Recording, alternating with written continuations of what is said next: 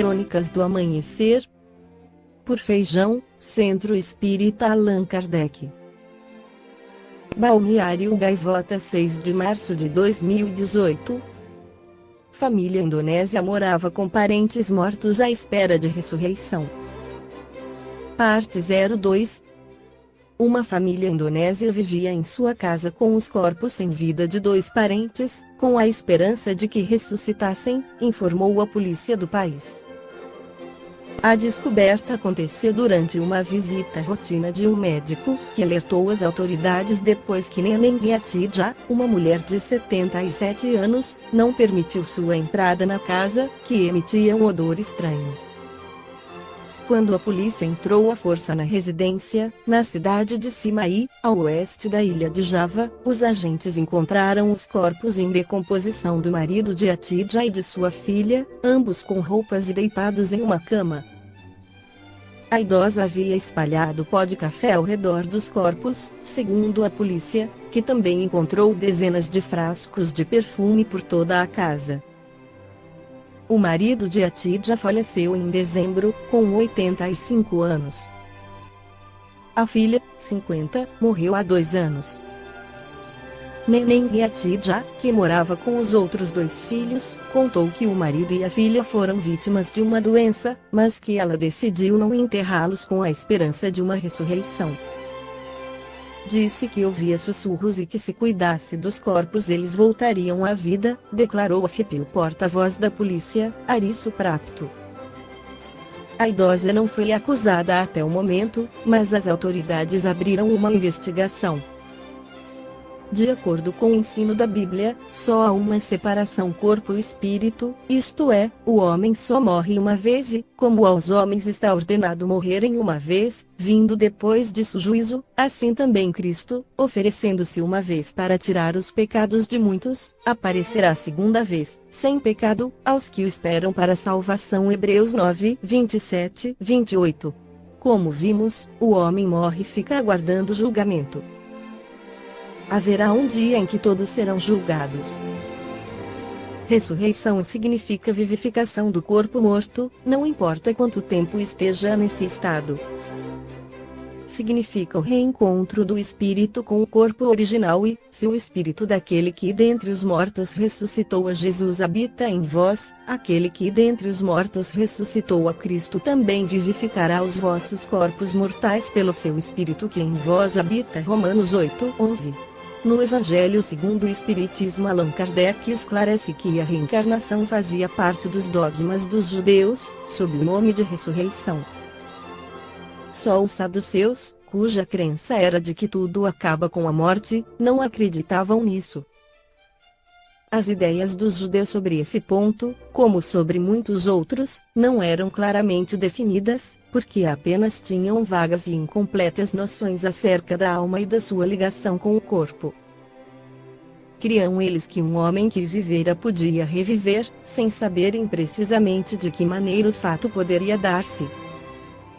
Designavam pelo termo ressurreição o que o Espiritismo, mais judiciosamente, chama reencarnação.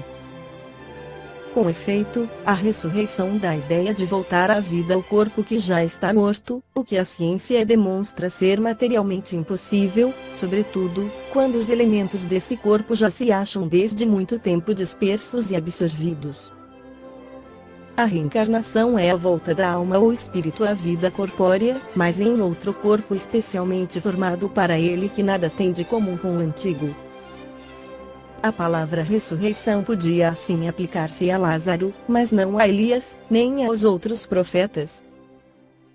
Se, portanto, segundo a crença deles, João Batista era Elias, o corpo de João não podia ser o de Elias, pois que João fora visto criança e seus pais eram conhecidos.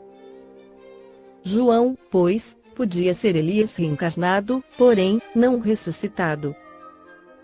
Não há, pois, duvidar de que, sob o nome de ressurreição, o princípio da reencarnação era ponto de uma das crenças fundamentais dos judeus, ponto que Jesus e os profetas confirmaram de modo formal, donde se segue que negar a reencarnação é negar as palavras do Cristo.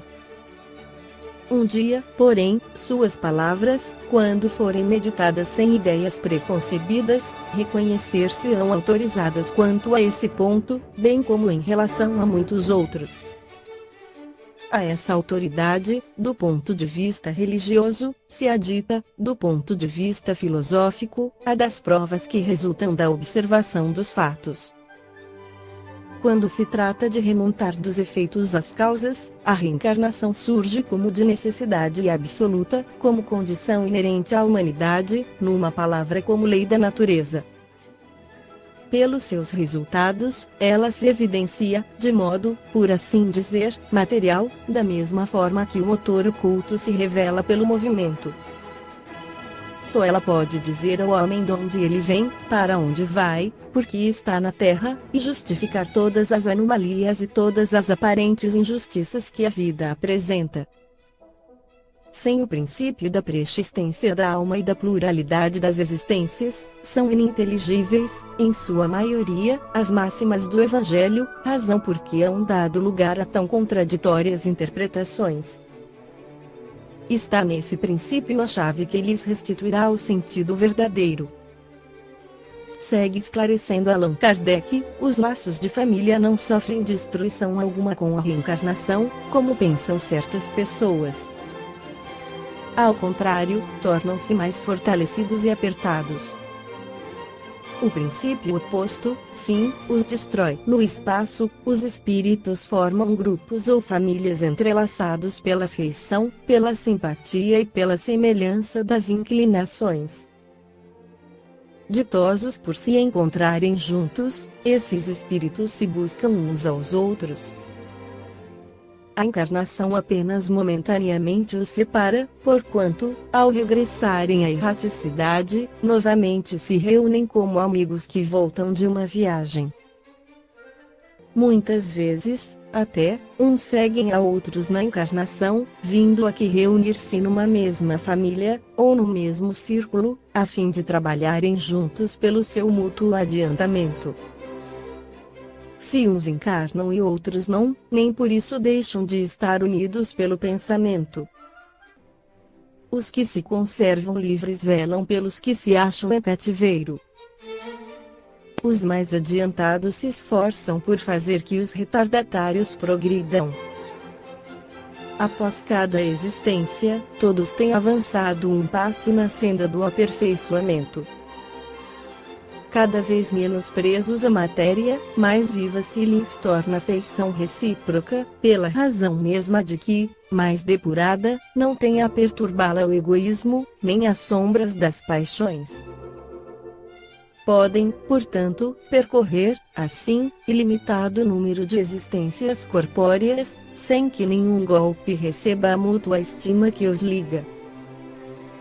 Está bem visto que aqui se trata de afeição real, de alma a alma, única que sobrevive à destruição do corpo, porquanto os seres que neste mundo se unem apenas pelos sentidos nenhum motivo têm para se procurarem no mundo dos espíritos.